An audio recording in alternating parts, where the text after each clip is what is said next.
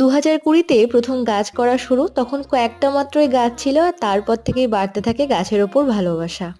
আর এই গাছ নিয়েই ছোট্ট একটা ইউটিউব চ্যানেল খোলা। তোমরা অনেক ভালোবাসা দিয়েছো, আশা করছি ভবিষ্যতেও সবাই পাশে থাকবে।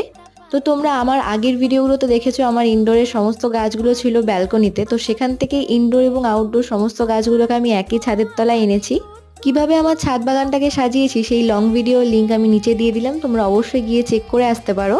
যে কোনো গাছের জন্যই ব্রাইট সানলাইট আর বৃষ্টির জল যেহেতু খুবই উপকারী, তাই ভাবলাম সমস্ত গাছগুলোকে একই জায়গাতেই রাখা যাক। তো কিভাবে এই ব্যবস্থাটা করেছি সেটার জন্য ভিডিওটা অবশ্যই চেক করতে হবে।